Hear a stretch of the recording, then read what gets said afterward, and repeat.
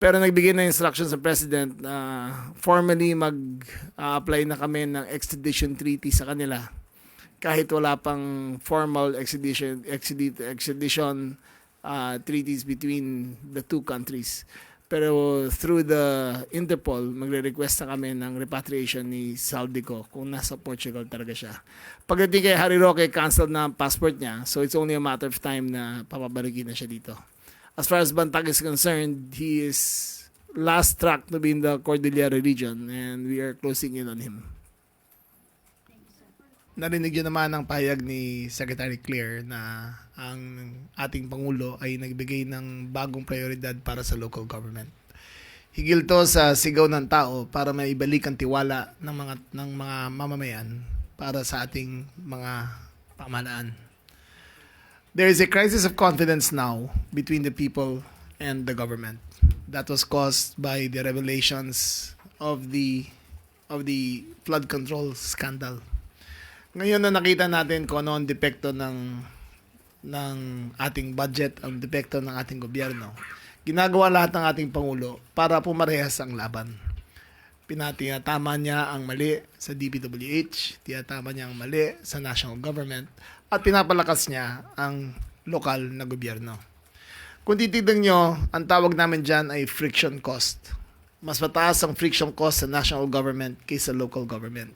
Kaya magbibigay siya ng lalong malaking kakayahan sa ating local government sa pamamagitan ng local government support fund at iba pang mga paraan. Kung titignan nyo, ang maraming proyekto ang nakalahad ng ating Pangulo. Unang-una dyan sa batay ng ating sa Department of Education, meron tayo nakalaan na 40,000 school rooms in 1 year na itatayo. Ito ay PPP project na ako hinihinarap ko sa ating Pangulo at sa ating Private Sector Advisory Council na ida-ida na sa local government units yan.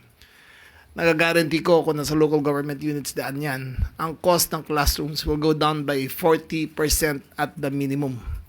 And the local economy will be stimulated as well. Kinusap ko mga governor, kinusap ko mga mayor, yung mga highly in need sa mga classroom to school room to student ratio, at sila'y pumapayag. May din doon, marami tayong problema sa housing na gusto rin natin daan sa local government units na matibay na mararamdaman ng ating mga syudad na mabibigyan ng housing lalo na ang ating mga pinakamahirap, mga informal settlers, yung mga rural informal settlers. Babalak natin gumawa ng communities para sa ating mga rural workers. Ang poorest of the poor ng ating bansa ay nasa agricultural sector. Ang balak natin ay palakasin ang kanilang kakayahan sa pamamagitan ng ibaba ang kanilang cost of living. Sa tingin namin, ang rural housing, urban housing, ay ito'y malaking bagay na magagawa para maitawid ang bawat Pilipino mula sa kahirapan. Ito ang kakayahan ng local government. Ito ang kakayahan ng local government code. Pero sa ilalim ng ating Pangulo, pinalakas niya ito, nilagay niya ng pondo at bigyan niya ng tiwala na ang local government mismo ang siya mag-uusad ng national development. Good morning. Secretary Mulya, follow-up lang dun sa EPAL politicians. Yun pong sinasabi ninyo na suspension, yun na po ba yung pinakamabigat na penalty for the EPAL politicians? And is that enough to discipline them? Well, we can, kung recidivist ang attitude ng local government, local chief executive, pwede namin ipasa sa ombudsman to for admin and criminal cases. So there's still a possibility na masampahan sila ng... Depends on the appreciation of the ombudsman. Kung recidivist na talaga. Kasi minsan yan, sasabihin mo na, tapos tuloy pa rin sila.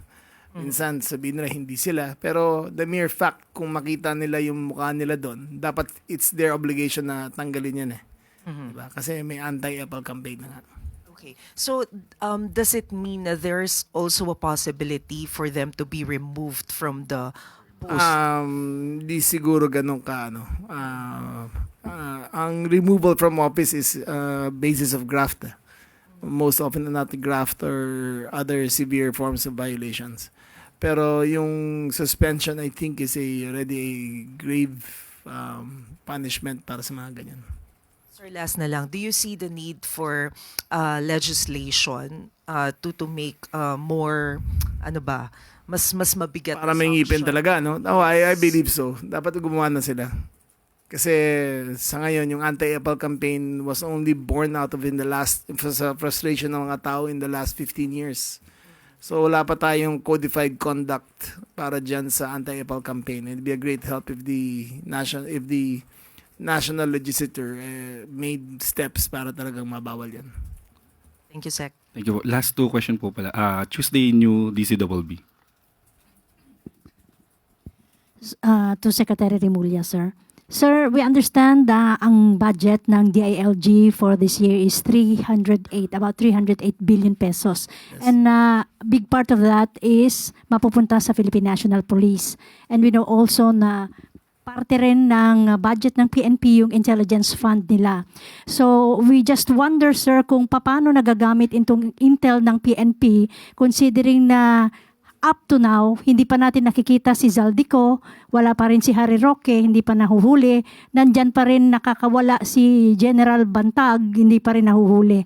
Ano kaya ang posible nating maging development sa mga wanted persons na ito this year? Well, mas mabuti siguro na si General Nartates ang tanong niyo para dyan. Kasi siya ang may control ng Intel Fund ng PNP.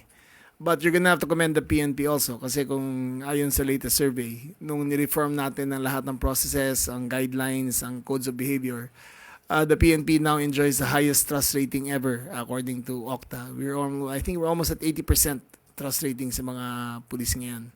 So, yung cherry picking na nakikita natin sa mga kukonting tao na yung 3 taon sinabi mo, does not reflect on the overall performance of the PNP. Focus crimes are down, index crimes are down, smuggling is down. Lahat ng mga major accomplishments ng PNP, makikita nyo na. And the discipline and the morale of the PNP is higher than it's ever been. Mas professional silang yan. Yes, sir. We acknowledge naman, sir, yung kanilang ibang accomplishments. But these 3 persons, sir, are valuable. Yes, Valuable Zaldico is abroad. We suspect na nasa Portugal siya. Information namin ay meron siyang Portuguese passport out of an immigration clause na nilagay nila. Ang information namin ito ay 10 years old pero i-verify pa namin. Pero nagbigay na instructions sa President na formally mag-apply na kami ng extradition treaty sa kanila kahit wala pang formal extradition treaties between the two countries. Pero through the Interpol, magre-request na kami ng repatriation ni Zaldico kung nasa Portugal talaga siya. Pagdating kay Harry Roque, cancelled na ang passport niya. So it's only a matter of time na papabalikin na siya dito. As far as Bantag is concerned, he is last track to be in the Cordillera region and we are closing in on him. Last, Sir Ivan Mayri na po muna. Okay po. Kat Domingo, ABS-CBN.